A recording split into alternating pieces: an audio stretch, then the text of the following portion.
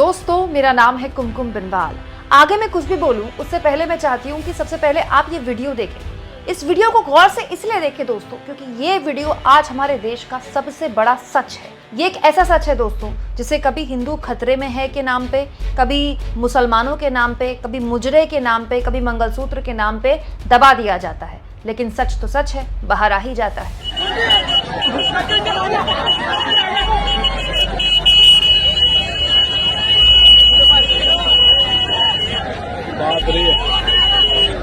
दोस्तों, ये जो भीड़ आप देख रहे हैं ये ज्यादा दिन पुरानी वीडियो नहीं है, ये आज की वीडियो है। मुंबई की वीडियो है, महाराष्ट्र की। देश की आर्थिक राजधानी महाराष्ट्र में एयरपोर्ट में आज बवाल हो गया। जानते क्या हुआ? हुआ ये कि एयरपोर्ट लोडर के लिए एयर इंडिया ने भर्ती निकाली। अब गौर से सुनिएगा, कितने पद थे? 600। और जानते हैं कितने लोग पहुंच गए? 25,000 से ज्यादा। 600 पदों के लिए 25,000 से ज्यादा लोग यहाँ पर आ गए भर्ती होने के लिए, आवेदन देने के लिए। हालत ये हो गई कि एयर इंडिया के कर्मचारियों के हाथ पांव फूल गए। उनके समझ नहीं आया कि इतने लोगों को कैसे संभाले। मतलब आप सोचिए, 600 लोगों की मांग थी, 25,000 से ज्यादा लोग आए हैं इस उम्मीद से कि शायद उनको एक अदद नौकरी मिल जाए।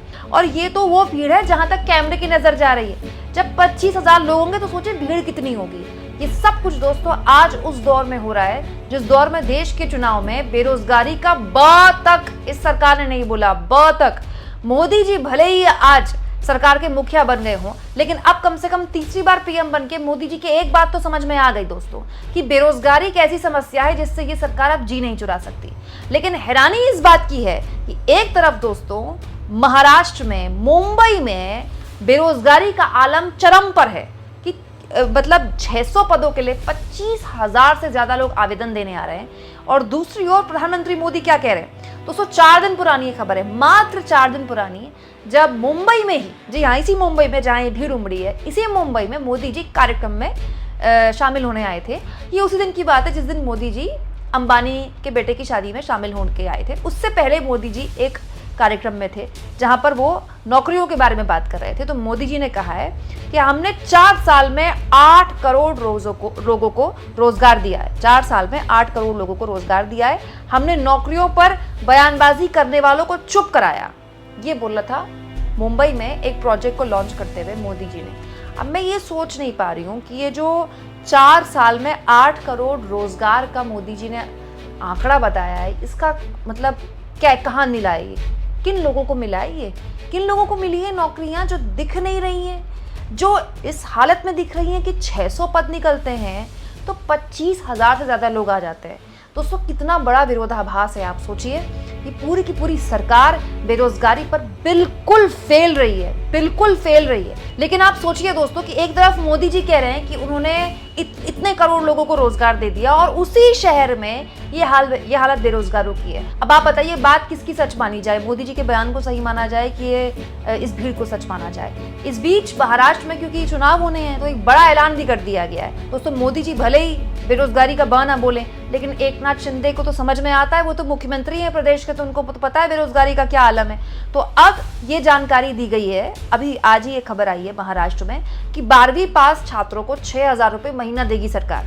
अब जब कुछ महीने भी नहीं बचे हैं चुनाव के, तो सरकार ने ऐलान किया कि 12वीं पास छात्रों को 6,000 रुपए दिए जाएंगे और ग्रेजुएशन कर चुके छात्रों को 10,000 रुपए महीना दिया जाएगा। दोस्तों, ये उस महाराष्ट्र में हो रहा है जहां अभी कुछ दिन पहले एकनाथ शिंदे ने मध्य प्रदेश की लाडली बहन से इंस्पायर होकर यहाँ महाराष्ट्र की महिलाओं के खाते में भी 1,500 रुपए डालने का ऐलान किया था। तो मतलब अभी महिलाओं के खाते में 1,500 रुपए डालने का ऐलान किया। अब 12वीं पास और ग्रेजुएशन जो कर चुके हैं उनके खाते में पैसे डालने के लिए सरकार कह रही है हम आपके खाते में पैसे डालेंगे।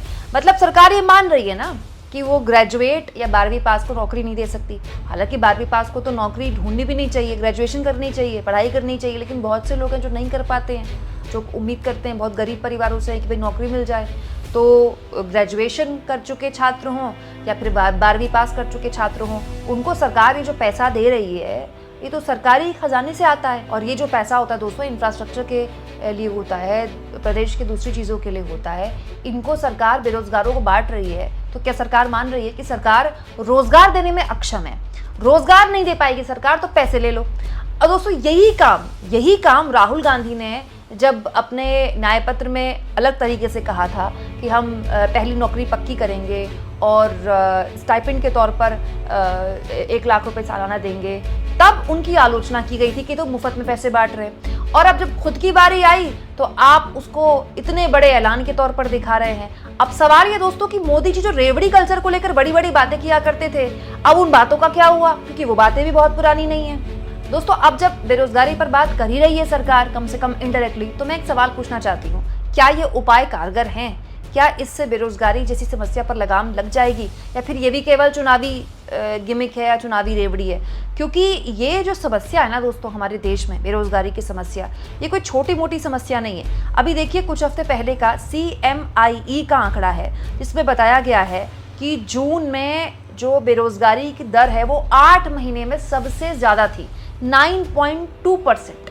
मतलब ये तो स्थिति है देश में कि बेरोजगारी चरम पर है, 8 महीने में सबसे ज्यादा बेरोजगारी थी दोस्तों। इसके अलावा एक और आंकड़ा भी कुछ दिन पहले ही आया था, बहुत पुराना आंकड़ा नहीं है, इसी महीने का कुछ दिन पहले का आंकड़ा है, जिसमें बताया गया था कि नोटबंदी, डिमोनेटाइजेशन, GST जिस तरह से इम्प्लीमेंट किया गया, बहुत खराब तरीके से, पूरी तैयारी के साथ इम्प्लीमेंट नहीं किया गया, और कोरोना, इन 3 झटकों की वजह से करीब 11.3 lakh crore and 60 million informal sector jobs of India प्रभावित हुई है। मतलब आप सोचिए, यहाँ पर ये लिखा है कि 16 मिलियन के आसपास जो इनफॉर्मल सेक्टर में रोजगार होता है भारत में, इसकी वजह से प्रभावित हुआ है।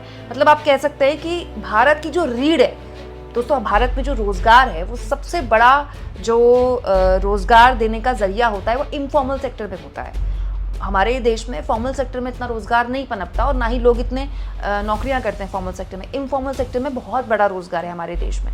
सोचिए, इन 3 कारणों की वजह से कितना बड़ा नुकसान और कितने बड़े स्तर पर लोग बेरोजगार हुए हैं। तो आप ये सोचिए कि ये जो तुरंत इलाज किए जा रहे हैं कि इतने हजार हम 12वीं पास को दे देंगे और इतने हजार हम ग्रेजुएट को दे देंगे, क्या ये सक्षम है कि ये बेरोजगारी जैसी भीषण समस्या को एड्रेस कर पाए?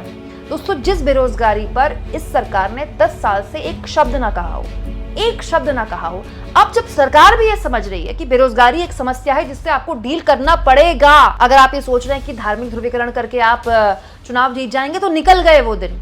तो अब जब सरकार इस पर विचार कर ही रही है, तो क्या ये तरीका है जिसके जरिए आप रोजगार को एड्रेस करेंगे, रोजगार जैसी समस्या को एड्रेस करेंगे?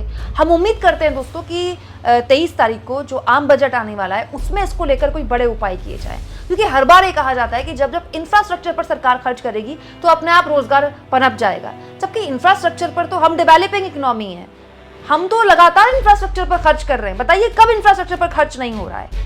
तो इंफ्रास्ट्रक्चर पर खर्च तो सरकार कर ही रही है, लेकिन उसके बावजूद भी रोजगार नहीं पैदा हो रहे हैं। तो क्या लगता है आपको, इस बजट में कम से कम सरकार इस मुद्दे को एड्रेस करेगी? जबकि अब तो मोदी जी खुद बोलने लगे हैं कि उन्होंने इतने करोड़ रोजगार दे दिया, हालांकि वो कितने करोड़ दे पाए नहीं दे पाए, कितने का वादा था वो खुद भूल गए होंगे। लेकिन क्या लगता है आपको कि इस बजट में क्या इस समस्या को लेकर कोई हल सरकार के पास होगा, या फिर सरकार ये मान चुकी है कि महंगाई और बेरोजगारी, इन 2 समस्याओं का उसके पास कोई हल नहीं है? ये दोनों ही समस्याएं अब पूरी तरह से बाजार भरोसे हो चुकी हैं। दोस्तों, ये तो प्राइवेट नौकरियों का हाल है। सरकारी नौकरियों में तो अलग तरह की फाइट है, वहां टाइम पे पेपर हो जाए, डेट निकल जाए पेपर की तो बड़ी बात है, पेपर लीक हुए बिना पेपर हो जाए तो बड़ी बात है, पेपर हो जाए उसके बाद पता ना चले कि पेपर लीक हो गया तो बड़ी बात है, और ये सब कुछ होने के बाद टाइम पे रिजल्ट आ जाए और नियुक्तियां हो जाए, ये तो और बड़ी बात है। तो हर तरह से आप देखिए, सरकारी नौकरियों के पदों के लेकर जो शिकायतें हैं, उनकी शिकायतें अलग, और प्राइवेट नौकरियों की तो क्या ही कहने।